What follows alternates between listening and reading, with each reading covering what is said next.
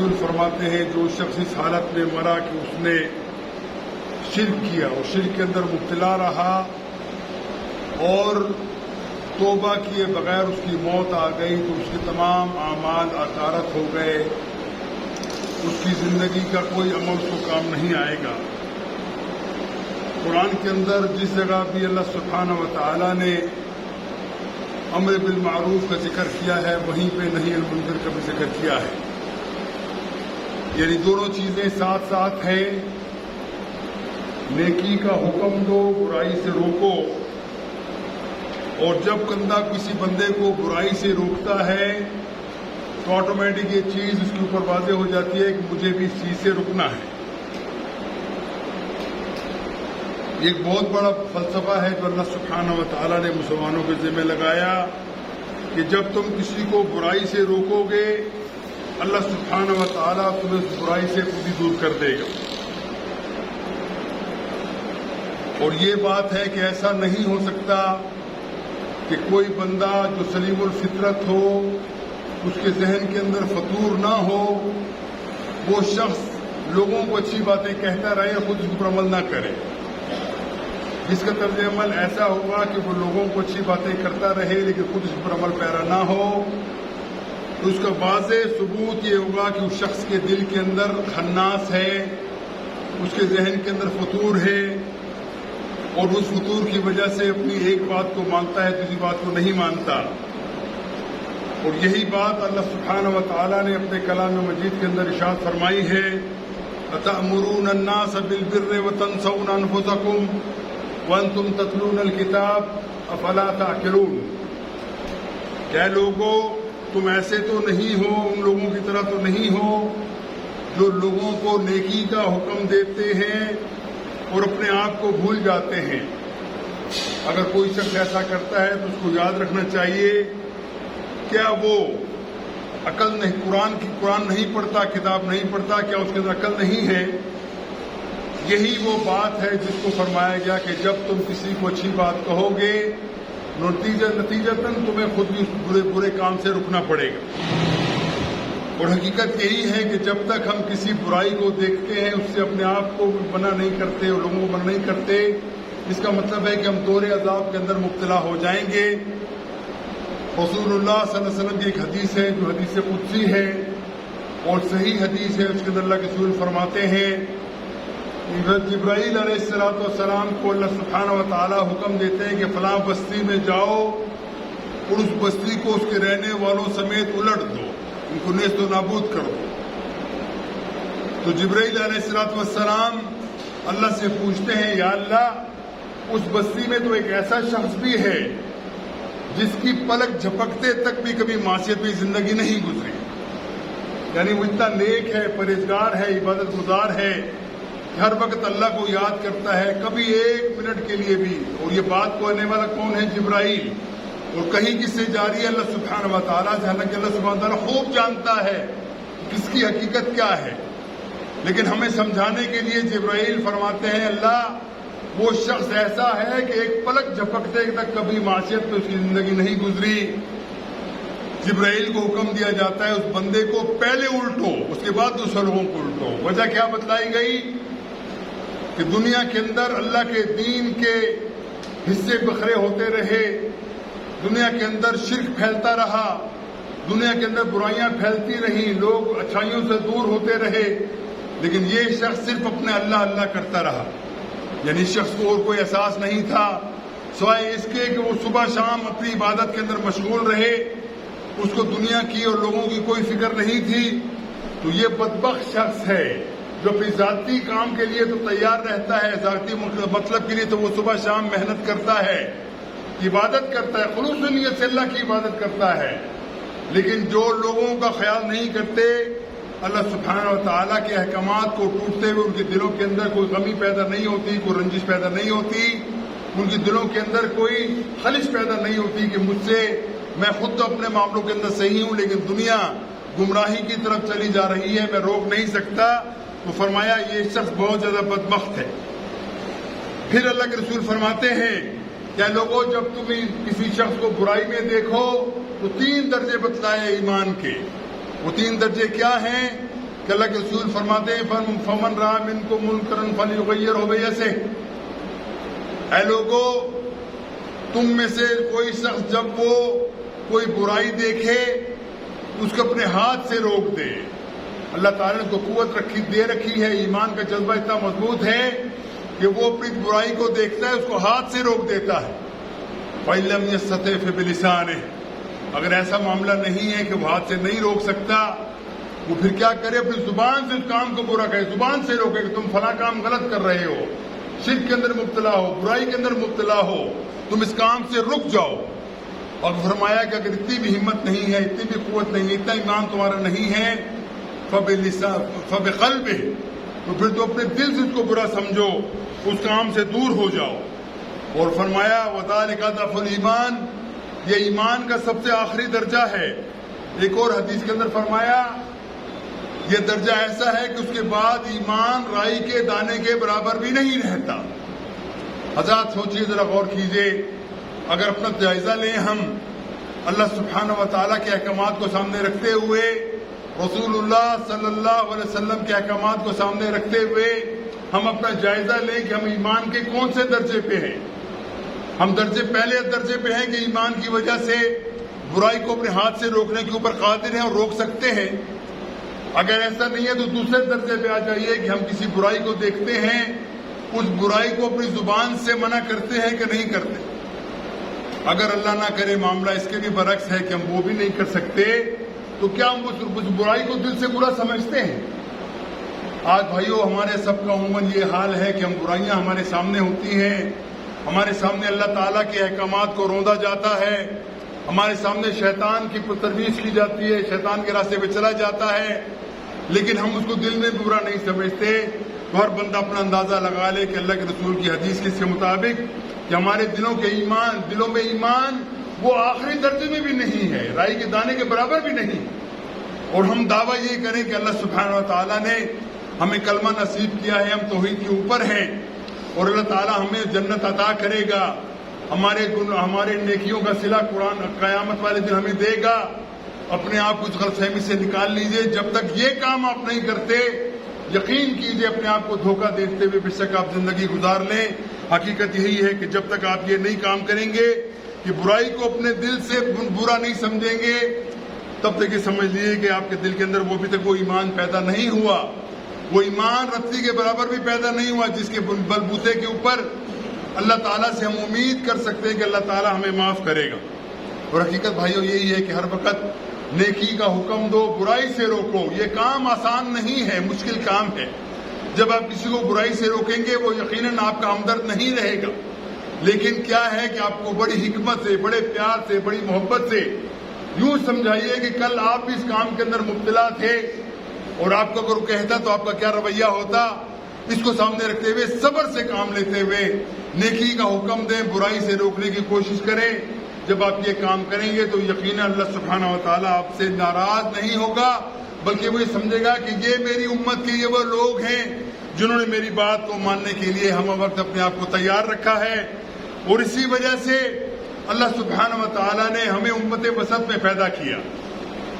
جو کام اس سے پہلے نبی اور رسول کیا کرتے تھے اس عظیم مرتبے کے اوپر امت مسلمان کو فائز کر دیا گیا، اور فرمایا وَكَذَلِكَ جَعَلْنَاكُمْ أُمَّةً وَسَطًا لِتَكُونُوا شُهَدَاءَ عَلَى النَّاسِ وَيَكُونَ الرَّسُولُ عَلَيْكُمْ شَهِيدًا۔ رسول اللہ صلی اللہ علیہ وسلم کا یہ مزاج ہوا کرتا تھا، صحابہ میں بیٹھے ہوتے، کسی صحابی سے فرماتے اے فلاں شخص مجھے قرآن سنا، وہ بندہ قرآن سنانا شروع کر دیتا، حالانکہ قرآن اللہ سبحانہ و تعالیٰ نے اللہ اپنے رسول کے دلوں پہ نقش کر دیا تھا۔ وہ خود قرآن کو اچھی طرح سمجھتے تھے، حفظ کرتا، ان کو ایک ایک لفظ ان کا یاد تھا، لیکن کہتے ہیں کہ میں جب کسی اور سے سنتا ہوں تو میرے دل کے اندر مزید قوت پیدا ہوتی ہے۔ تو صحابہ نے جب سنتے تو اللہ کے رسول کے صحابی سنانا شروع کر دیتے۔ اللہ کے رسول نے جب صحابی سے کہا کہ مجھے قرآن سنا تو اس نے یہی آیت پڑھی وَكَذَلِكَ جَعَلْنَاكُمْ أُمَّةً وَسَطًا لِتَكُونُوا شُهَدَاءَ عَلَى النَّاسِ وَيَكُونَ الرَّسُولُ عَلَيْكُمْ شَهِيدًا۔ یہ آیت سنتے ہوئے اللہ کے رسول کے چہرے کے مبارک دیکھا گیا، اللہ کے رسول کی آنکھوں میں سے آنسو آ رہے ہیں، اللہ کے رسول رو رہے ہیں۔ پوچھا صحابہ نے یا رسول اللہ آپ کو کس چیز نے رلایا؟ وہ کیا معاملہ ہے کہ آپ نے یہ آیت سنی اور یہ آیت آپ کے لیے نہیں ہے، آپ اس کو سنتے رہے ہیں، ہمیں سکھاتے رہے ہیں، لیکن کیا وجہ ہے کہ آپ نے اس آیت کو سنتے آپ نے رونا شروع کر دیا؟ کہنے لگے وہ کون کیسا دن ہوگا، اور یہ کہنے والا کون ہے؟ جو رحمت للعالمین ہے، جس کے دل کے اندر انسانیت کا اتنا جذبہ ہے، اتنی محبت ہے، اتنا رحم ہے، جس کا ہم تصور بھی نہیں کر سکتے۔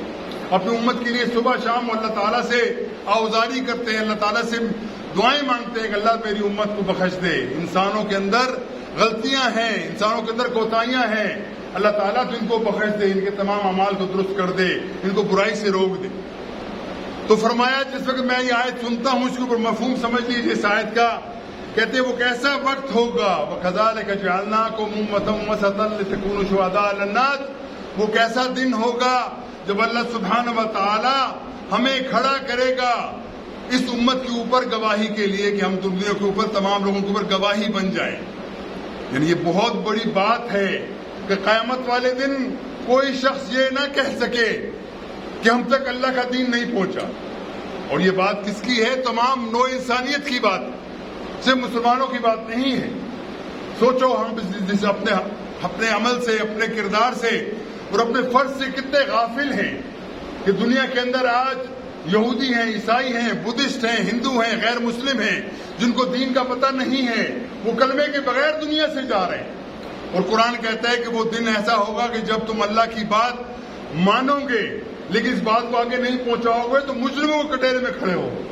حقیقت یہ ہے کہ قیامت والے دن اگر کسی ہندو سے پوچھا جائے بھائی تم ہندو کیوں نہیں ہوئے، اللہ سے حساب کتاب کرے، وہ کہے اللہ مجھے کیا پتا تیرا اسلام کیا ہے، دین کیا ہے، محمد کیا ہے، امتی کیا ہے، قرآن کیا ہے، ہمیں کسی کا پتہ نہیں۔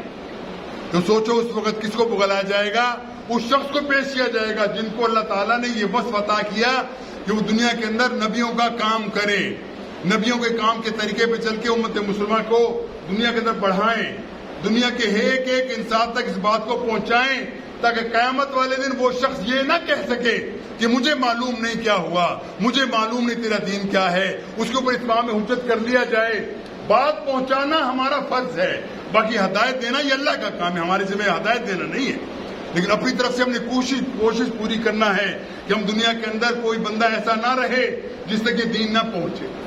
ہم کافروں کی کیا بات کریں، ہم ان لوگوں کی بات کیا کریں جو کلمہ نہیں، جن کو کلمہ دنیا کے اندر نصیب نہیں ہوا، وہ مسلمانوں کو گھر میں پیدا نہیں ہوئے۔ مسلمانوں یاد رکھو یہ اللہ تعالیٰ کا بہت بڑا احسان ہے، ہمیں بغیر محنت کے، بغیر جدوجہد کے، بغیر تگ و دو کے، بغیر پڑھے کے اللہ سبحانہ تعالیٰ نے کلمہ توحید سے روشناس کر دیا۔ مسلمانوں کو گھروں میں ہم پیدا ہوئے، کوئی محنت ہماری نہیں، کوئی ہماری جستجوئی نہیں، کوئی ہماری انویسٹیگیشن نہیں کہ ہم نے دیکھنا ہے کہ کیا کرنا ہے۔ کوئی کہتے ہیں وہ مختلف ادیان کا ہم نے تجربہ نہیں کیا، نہ پڑھا کسی کو، صرف دین کے اوپر ہم چلے، ہمیں مل گیا وراثت میں، ہمیں اس کا احساس نہیں ہوتا کہ اللہ تعالیٰ نے کتنی بڑی نعمت سے ہمیں نوازا۔ تو حقیقت یہ ہے کہ بھائیو جب تک ہم اس کے لیے اپنے آپ کو تیار نہیں پاتے ہم دنیا کے اندر کامیاب نہیں ہو سکتے۔ تو اللہ کے رسول صلی اللہ علیہ وسلم فرماتے ہیں کہ وہ کیسا وقت ہوگا کہ جب قرآن کی آیت کے مطابق مجھے گواہ بنایا جائے گا پوری نوع انسانیت کے لیے، اور خاص کر تم لوگوں کے لیے، تم میرے صحابہ میرے سامنے بیٹھے ہو، مجھے گواہ بنایا جائے گا کہ اے رسول، اے محمد صلی اللہ علیہ وسلم، کیا تم نے دین کو پہنچانے کا حق ادا کیا؟ اور یہی بات اللہ کے رسول نے آخری اپنے جمعہ کے اوپر فرمائی تھی، اے لوگو تم بتاؤ کہ تم تک میں نے دین پہنچایا؟ تو تمام صحابہ نے یک زبان ہو کر جواب دیا، یا رسول اللہ آپ نے نہ صرف پہنچایا بلکہ پہنچانے کا حق ادا کر دیا۔ اس کے بعد یہ تمام امت مسلمہ اس منصب کے اوپر فائز ہوتی ہے، ان کو اپوائنٹ کیا جاتا ہے اس عظیم مقصد کے اوپر جو نبیوں کا مرتبہ ہے، جو نبیوں کا منصب ہے۔ وہ منصب کیا ہے کہ دنیا کے اندر اس دین کو لے کے پھیل جاؤ، دنیا کے ہر ایک ایک شخص تک بات کو پہنچاؤ، کوئی شخص سے محروم نہ رہ سکے، کوئی بندہ یہ قیامت والے دن نہ کہہ سکے ہم تک بات نہیں پہنچی۔ لیکن بھائیو سوچو اگر ہم اس کے اوپر کام نہیں کریں گے، اگر اس کام کے لیے ہم اپنے آپ کو تیار نہیں کریں گے تو کیا ہوگا ہمارا؟ اور ایک بہت بڑا مغالطہ ہے امت مسلمہ کے اندر، ہم یہ سمجھتے ہیں یہ کام سے مولوی صاحب کا ہے، یہ عالم صاحب ہے، ان کے ذمہ ہے بات پہنچانا، ہم تو بری ذمہ ہیں۔ ہمیں تو صرف یہ کہا ہے کہ اپنے بچوں کو پالنے کے لیے کاروبار کرو، نوکریاں کرو، بزنس کرنا ہے وہ کیے جاؤ، باقی ہم سے کوئی پوچھا نہیں جائے گا۔ اس غلط فہمی سے نکل آؤ. امت مسلمہ کا ایک ایک فرد جو مسلمان کے گھر میں پیدا ہوا اس کے اوپر یہ لازم ہو گیا کہ وہ اللہ کے رسول کی اس منصب کے اوپر کام کرے, اللہ کے رسول کا نائب بن کے, اللہ کے رسول کا سفیر بن کے دنیا کے اندر پھیل جائے, اس دنیا کے اندر دین کو پہنچائے, اس سے غافل نہ رہے. بھائیو یہ بات ہمارے سمجھ آنی چاہیے کہ قیامت والا دن وہ بڑا ہولناک دن ہے. اللہ کے رسول فرماتے ہیں جب مجھے تم پہ گواہ بنا جائے گا تو لوگوں کے اوپر تم کو گواہ بنا جائے گا تم نے بات یہ پہنچائی کہ نہیں پہنچائی. پھر اللہ کے رسول صلی اللہ علیہ وسلم فرماتے ہیں مبلغ انی ولو آیا, میری طرف سے پہنچاؤ, خواہ ایک ہی آیت ہو, ایک لفظ ہی تم پہنچانا چاہو, لیکن کوئی شخص سے غافل نہ رہے. بھائیو سوچو ہم اپنے بچوں کے لیے کتنی محنت کرتے ہیں, بہترین سے بہترین اسکول میں داخل کرنے کی کوشش کرتے ہیں, بہترین ٹیوشن لگانے کی کوشش کرتے ہیں. مقصد کیا ہوتا ہے ہمارا کہ ہمارا بیٹا پڑھ جائے, دنیا کے اندر اسٹیٹس حاصل کر لے, ڈگری اس کو مل جائے, ڈگری کی وجہ سے اس کو نوکری مل جائے, یا وہ کاروبار میں آتا ہے تو بڑا سیانہ اور ذہین و فطین بن کے اپنا کاروبار بہتر کرے. مقصد کیا ہوتا ہے؟ یہ 40-50 سال 60 سال زندگی کے لیے ہم اس کی محنت کرواتے ہیں, لیکن کبھی ہم نے سوچا کہ وہ زندگی جو ہمیشہ ہمیشہ کی زندگی ہے, جس زندگی میں کبھی ختم نہیں ہونا, اور یاد رکھو قیامت والے دن یہ ہماری اولاد ہماری گردنیں پکڑ لے گی. ہمیں کیا معلوم, ہمارے باپ نے ہمیں تو یہ نہیں کہا کہ نماز پڑھو, ہمارے باپ نے یہ نہیں کہا کہ قرآن پڑھو, ہمارے باپ نے یہ نہیں کہا کہ برائیوں سے بچو, ہمارے باپ نے یہ نہیں کہا کہ سود سے بچو, کیونکہ خود اس میں ملوث. ہماری گردن پکڑنے کے لیے ہماری اولاد تیار ہو جائے گی. اس باپ نے ہمیں دنیا سے سکھانے کے لیے کوشش کی ہے, دنیا کے اندر ہمیں بہتر بنانے کے لیے کوشش تو اس نے کی ہے, محنتیں کی ہیں, پیسہ بھی لگایا ہے, انویسٹمنٹ اب میرے اوپر کی ہے کہ میں بہترین دنیا دار بن جاؤں, لیکن آخرت کی میری فکر نہیں کی, میری قبر کی فکر نہیں کی, میرے سوال جواب جو اور قبر میں ہونے اس کے لیے اس نے میرے ساتھ محنت نہیں کی.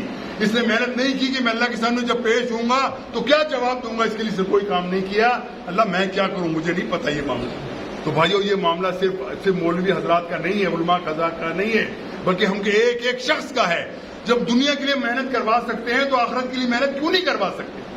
لیکن کیا ہے کہ آپ کی ذمہ کیا ہے, اپنی بات کو حق بات تک پہنچایا جائے, بہترین طریقے سے پہنچایا جائے, محبت سے پہنچایا جائے, تاکہ ان کے دل کے اندر یہ تمنا پیدا ہو جائے کہ یہ بندہ جو مجھے اچھی بات بتلا رہا ہے یہ میرا غمخوار ہے, یہ میرے ساتھ ہمدردی کا معاملہ رکھتا ہے, یہ میری آخرت کے لیے توجہ کرنا چاہتا ہے.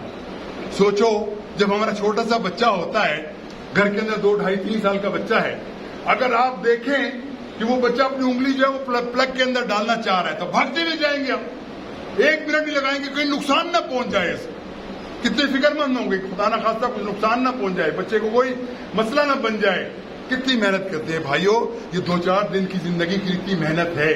وہ قیامت کا تمہیں اندازہ نہیں ہے کہ کتنی ہولناک قیامت ہوگی اس کے اندر, اور ہم نے کیا کرنا ہے وہاں پہ, اس کے لیے ہم نے جواب دہی کرنی ہے. تمام امت مسلمہ جو ہے اس وقت خواب غفلت کے اندر مبتلا ہے, ان کو اپنی فکر نہیں ہے تو لوگوں کی کیا فکر کریں. لہٰذا بھائیو کی ابتدا کیا ہے؟ ابتدا یہ ہے کہ اپنے گھر سے اسٹارٹ کرو, اپنے بچوں سے اسٹارٹ کرو, بیوی بچوں سے معاملہ اسٹارٹ کرو, برادری تک لے جاؤ, محلے تک لے جاؤ, شہر تک لے جاؤ. اس معاملے کے اندر کوئی بندہ اس کام سے فارغ نہ رہے. پیورٹی کا اول جو ہے اسی کی ہونی چاہیے کام کی کہ میں نے اپنے بھائی کو آخرت کے اندر جو عذاب سے, اللہ کے عذاب سے میں نے بچانے کے لیے خود بھی محنت کرنا ہے اور اپنے بچے کو اس لیے تیار کرنا ہے. ہاں اگر آپ کی بات وہ نہیں مانتا آپ بری ذمہ ہو جائیں گے اس معاملے کے اندر, لیکن آپ کی ذمہ یہ ہے کہ ہمیشہ کہتے چلے جاؤ. اللہ کے رسول کو دیکھیے ان کا طرز عمل کیا تھا. معلوم ہے کہ عبداللہ بن ابی منافق ہے, لیکن اللہ کے رسول نے کبھی اس سے ایسا رویہ نہیں کیا کہ جس کو دل کے اندر بول یہ بندہ مجھ سے نفرت کرتا. محبت کی اس سے بھی, اور محبت کی انتہا کیا کی, جب یہ عبداللہ بن ابی رئیس المنافقین مرتا ہے اس کے منہ کے اندر اپنا لعاب دہن ڈالا, اپنا کپڑا اس کے اوپر ڈالا, اس کی قبر کے اندر اپنی طرف سے حق ادا کیا, اور پھر کہا گیا اللہ تعالیٰ اس کو تو معاف کر دے. فوراً اللہ کے رسول کی یہ بات سن کے حضرت عمر رضی اللہ عنہ کو بڑا شدید غصہ آیا, یا رسول اللہ یہ بندہ تو منافق ہے, ساری زندگی اس نے مسلمانوں کے اندر ریشہ دوانیوں میں گزاری ہے, برائیوں میں گزاری ہے, آپ اس کے لیے مخرج کی دعا کر رہے ہیں. قرآن کی آیت نازل ہوتی ہے کہ آج کے بعد اے رسول آپ کو حکم دیا جاتا ہے کہ آج کے بعد کسی مشرک اور کسی کافر کی قبر کے اوپر کھڑے ہو کے ان کے لیے مغفرت کی دعا نہیں کریں گے. اور کہا گیا اگر آپ 70 دفعہ بھی دعا کرو گے اللہ اس دعا کو, تمہاری دعا کو قبول نہیں کرے گا. اللہ کے رسول سے کہا کہ نہیں قبول کرے گا. لیکن اللہ کے رسول کی عظمت دیکھیے, وہ کہتے ہیں اگر مجھے معلوم ہو کہ 71 مرتبہ کرنے سے مغفرت ہو جائے گی میں 71 مرتبہ کرنے کو بھی تیار. یہ ہے وہ محبت، یہ ہے وہ اپنے احساس ذمہ داری. اور آپ میں سے ہر شخص جس نے اللہ کے رسول کا کلمہ پڑھا ہے وہ اللہ کے رسول کا سفیر ہے دنیا کے اندر. تو میں بات کر رہا تھا کہ یہ جب آیت اللہ کے رسول نے سنی ان کی آنکھوں میں سے آنسو جاری ہو گئے کہ وہ کیسا دن ہوگا کہ میں اپنی امت مسلمہ کے اوپر خود گواہ بن کے کھڑا ہو جاؤں گا کہ اللہ میں نے ان لوگوں تک بات پہنچائی تھی، لیکن ہمارا معاملہ کیا ہوگا کہ ہم ناہنجار ہیں، ہم بدقسمت ہیں، ہم بدبخت ہیں کہ اللہ کے رسول کی بات ہمارے سامنے ہے، اس کے اوپر عمل کرنے کو ہم تیار نہیں. قرآن ہمارے گھر میں پڑا ہے، اللہ کے رسول کی باتیں واضح ہیں، کوئی چھوٹی چھوٹی بات نہیں. کوئی بندہ یہ نہیں کہہ سکتا کہ میں مولوی صاحب کا محتاج ہوں، مولوی صاحب سے پوچھوں گا تو بتاؤں گا مولوی صاحب ٹائم نہیں دیتے، یہ کیا کرتے، مسئلوں کا نہیں بتا سکتے.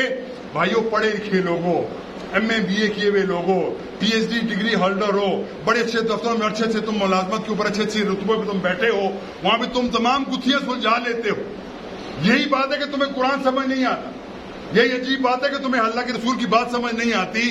دل میں اگر جذبہ پیدا ہو گیا کہ ہم نے اللہ کے رسول کی بات کو ماننا ہے اور پھر زندگی کو سنوارنے کے لیے ماننا ہے، اللہ کے رسول کی ایک ایک بات کو سمجھنا ہے، وہ سمجھنے کے لیے اپنے آپ کو تیار کرنا ہے، کوئی چیز مشکل نہیں. اور آج کل کے زمانے کے اندر تو بالکل ہی آسان ہو گیا کہ آپ کے موبائل کے اندر ایک کلک کیجئے آپ کو تمام مسائل آپ کے سامنے آ جائیں. بخاری کے اوپر کلک کیجئے، پوری بخاری کے اللہ کے رسول کی احادیث، اللہ کے رسول کے احکامات کا پورا مجموعہ آپ کے سامنے آ جائے گا. جس مسئلے کو آپ چاہیں گے صرف مسئلہ لکھیے، آپ کو تب بات دانی اللہ کے رسول کا طرز عمل اس معاملے میں کیا تھا. قرآن کی بات ہے، وہ بھی آپ کو قرآن بھی مت کھولیے، اپنے موبائل پہ قرآن کے کھول کے دیکھ لیجئے، ترجمہ پڑھ لیجئے. اور میں یہ دعوے سے کہا کرتا ہوں، ہمیشہ کہتا ہوں، تکرار اس لیے کی جاتی ہے تاکہ اللہ تعالیٰ ہمارے دل کے اندر وہ تڑپ پیدا کر دے کہ ہم جانیں کہ اللہ تعالیٰ ہم سے کیا چاہتا ہے. اللہ تعالیٰ کا ہمارے پاس لیٹر موجود ہے. وہ کہتے ہیں نا کہ ہمارے وہ میسج آتا ہے، ہمارے واٹس ایپ کے اندر لوگ میسج بھیجتے ہیں، اللہ تعالیٰ کا میسج ہمارے پاس موجود ہے. واٹس ایپ کی ضرورت نہیں آپ کو پڑے گی، قرآن کو کھول کے دیکھ لو اللہ تم سے کیا چاہتا ہے، تم سے کس طریقے سے زندگی گزارنے کا تقاضا کرتا ہے، ہر چیز موجود. بشرطے کہ دل کے اندر تڑپ پیدا ہو. آپ کو 10 15 20 50 1 لاکھ روپے کے لیے تو آپ محنت پورا مہینہ کرتے ہیں، اپنے بات کی جھڑکیں بھی سہتے ہیں، کوئی غلطی ہو جائے تو ڈرتے بھی ہیں کہ کیا ہوگا معاملہ. اگر آپ کے پاس کوئی گاہک آیا ہوا ہے، کوئی غلط چیز دی بھی ڈرتے بھی ہیں کہ بندہ آ کے میری گردن پکڑ لے گا، غلط چیز تم دے دی ہے. لیکن ہمارے دل کے اندر یہ تمنا کبھی پیدا ہوئی ہے کہ ہم اللہ تعالیٰ کی پکڑ سے بچنے کے لیے محنت کریں. ہم دیکھیں کہ اللہ تعالیٰ اگر ہمیں پکڑ لے گا تو ہمارا کیا جواب ہوگا، ہمارے تو آرگومنٹ کیا ہوں گے. اب جدید سائنس کا دور ہے، آرگومنٹ کی بات ہوتی ہے نا. اگر اللہ ہم سے پوچھے بندے تو نے کیا کیا، زندگی کیسے گزاری، ہمارے پاس جواب ہے اس کا. یقین کرو کسی کے پاس جواب نہیں ہو سکتا جب تک ہم اپنے آپ کو پکے طور پہ تیار نہ کر لیں. اس ایگزام کے لیے اپنے آپ کی جب ہم اسٹڈی نہیں کریں گے نا تو کام چلے گا نہیں اس معاملے کے اندر. اور اللہ تعالیٰ نے یہ فرصت کا موقع دیا ہے ہر انسان کو، نوجوانوں کو، کہ تم کھڑے ہو جاؤ، اللہ تعالیٰ کے احکامات کو سمجھنے کے لیے تیار ہو جاؤ. اللہ تعالیٰ تمہارے دلوں کو کھول دے گا. وہ بتایا بڑی سی بالکل آسان بات بتائی کہ قرآن تم سمجھنا چاہتے ہو، قرآن سمجھنے کے لیے آسان ہے. صرف میں کیا کہتا ہوں، صرف ترجمہ پڑھ لو اس کا بس، اور کسی کا بھی پڑھ لو، کسی بھی گروپ کا کسی مسئلے کا ترجمہ پڑھ لو. صرف ترجمہ پڑھو گے اللہ تعالیٰ آپ کے دلوں کو کھول دے گا. اللہ تعالیٰ آپ کو تمام گمراہیوں سے دور کر دے گا. اللہ تعالیٰ وہم سے، تمام شرکیات سے آپ کو دور کر دے گا. اور وجہ یہی ہے کہ آپ کے دل میں تڑپ پیدا ہو جائے کہ کس طریقے سے ہم نے پیش ہونا. ہم اپنے ساتھیوں کو دفنا کے اپنے ہاتھوں سے دفنا کے آتے ہیں. کل بھی ہمارے ایک دوست کے ابو فوت ہوئے، ہم کو دفنا کے آئے دودھ کے اندر. یہ سوچا کہ ہم نے بھی اس موتے اس چارپائی پہ ہم نے بھی لیٹنا ہے کہ ہم اپنے آپ کو کھجا بھی نہیں سکتے، صفائی بھی نہیں کر سکیں گے، ہل بھی نہیں سکیں گے، آنکھیں بھی بند نہیں کر سکیں گے. اللہ تعالیٰ کی کتنی بڑی نعمتیں ہمارے اوپر ہیں، ہم تصور نہیں کر سکتے. آخری بات کر کے سمجھتا ہوں کہ اللہ تعالیٰ کی نعمتوں کو ناشکری کرنے والوں، امریکہ کا ایک بہت بڑا بلینئر شخص، اس کو ایک بیماری لاحق ہو گئی. وہ بیماری کیا ہے اب سنیں گے حیران ہو جائیں گے. اس کو بیماری یہ ہوئی کہ وہ آنکھیں، اس کی آنکھیں میں جھپکتی ہے نا، ہماری پلکیں ہلتی ہیں، وہ بند ہو گئی. لاکھوں ڈالر اس نے لگا دیے، بولتا ہے میری ساری جائیداد لے لو، میری یہ بیماری دور کر دو. نہیں ہوئی. اس کی آنکھیں پلک جھپک نہیں سکتی، نہیں جھپک سکتی، صفائی نہیں ہو سکتی، صفائی نہیں اس کی دکھتا نہیں ہے، الجھن ہے شدید، معمولی سی چیز. لیکن اللہ تعالیٰ جب پکڑنا چاہتا ہے چھوٹی سی بات کے اوپر پکڑ لیتا ہے. ہمیں اس کا احساس نہیں ہے. ہم چلتے پھرتے ہیں، گھومتے پھرتے ہیں، ہمیں احساس نہیں کہ اللہ تعالیٰ نے کتنی نعمتیں ہمیں دی. ہمارے حواس ہیں، ہمارے اعضاء ہیں. کبھی ہم نے احساس پیدا کیا کہ ہماری انگلیاں ہلاتے کتنا مزہ آتا ہے، ہر چیز پکڑ لیتے ہیں، جس کو پکڑ لے جس کو چانٹا بھی مار دیتے ہیں. اگر اللہ تعالیٰ یہ قوت سلب کر لے، اللہ تعالیٰ چلتے پھرتے آدمی کی آنکھیں اچک لے، پھر اندازہ ہوگا کہ اللہ تعالیٰ کتنی بڑی نعمت دی ہے. ہم کیوں کہ غافل ہو جاتے ہیں, کیوں ہمیں احساس نہیں ہوتا کہ اللہ تعالیٰ کا شکر ادا کرنا چاہو نہیں کر سکتے, لیکن جتنا دیا ہے اللہ تعالیٰ کے اوپر شکر ادا کرو. اور شکر ادا کرنے کا سب بہترین طریقہ یہ ہے کہ اپنے آپ کو اللہ تعالیٰ کے احکامات کے لیے اپنے آپ کو پابند کر لو کہ میں نے اللہ کی بات کو ماننے کے لیے اپنے نفس کو آگے نہیں لانا, نفس کی بات کو ہم نے چھوڑ دینا, اللہ کے رسول کی بات ماننی ہے. اسی میں کامیابی ہے اور یہ کامیابی کا راستہ ہے. اور امت مسلمہ کے لیے بھی اصلاح کا سب سے بڑا پروگرام یہی ہے کہ خود بھی اللہ کے راستے کے اوپر چل پڑو, اللہ کے رسول کے راستے پہ چل پڑو, اور امت مسلمہ کے لیے دل کے اندر درد پیدا کرو کہ ہم نے امت مسلمہ کے لیے کام کرنا ہے. ہم داروغہ نہیں ہیں, ہمارے ذمہ نہیں ہے یہ کہ ہم اس کو ضرور جنت میں پہنچا کے آئیں گے. ہمارے ذمہ ایک مختصر یہ کام ہے, حق بات کو پیار سے, محبت سے, اس کی برائیوں کو دیکھتے ہوئے, اس کے اوپر صرف نظر کرتے ہوئے, اس کے گناہوں سے نفرت نہ کرتے ہوئے, اس کے گناہوں سے نفرت کرو, شخص سے نفرت نہیں کرنی. تم اس کام پہ چلو گے, اللہ تعالیٰ اس کے دل کے اندر تمہاری محبت پیدا کر دے گا. اس کو یہ یقین ہو کہ یہ بندہ مجھے بہت بڑے خسارے سے بچانا چاہتا ہے. اگر یہ کرو گے بھائیو, دنیا بھی سمجھ جائے گی, آخرت بھی سمجھ جائے گی, اور دنیا کے اندر تمام مسائل کا حل بھی یہی ہے. اللہ تعالیٰ کی نصرت و تائید آئے گی, کوئی مسئلہ تمہیں دنیا کے اندر پیش نہیں ہوگا. نہ بھوک کا مسئلہ ہوگا, نہ مہنگائی کا ہوگا, نہ پریشانی ہوگی, نہ قتل و غارت کا خوف ہوگا. سب چیزیں اللہ تعالیٰ رفع کر دے گا. اللہ کی طرف قدم تو بڑھاؤ. اللہ کے رسول فرماتے ہیں, اللہ تعالیٰ فرماتا ہے کہ جب کوئی بندہ اچھا کام کرے, وہ میری طرف 1 قدم آئے, میں 10 قدم آگے آتا ہوں. یہ اللہ کا فرمان ہے, حدیث قدسی ہے. اس کے لیے ہم کب تیار ہوں گے؟ ہمارے دل کب صبح نرم ہوں گے؟ ہمارے دلوں کے اندر کب یہ احساس پیدا ہوگا کہ ہم اللہ تعالیٰ کے احکامات کو مان کے اپنی آخرت کو بچا سکتے ہیں, دنیا کے اندر بھی کامیابی حاصل کر سکتے ہیں. اللہ سے دعا ہے کہ اللہ میں عمل کی توفیق عطا فرمائے. واخر دعوانا الحمدللہ رب العالمین.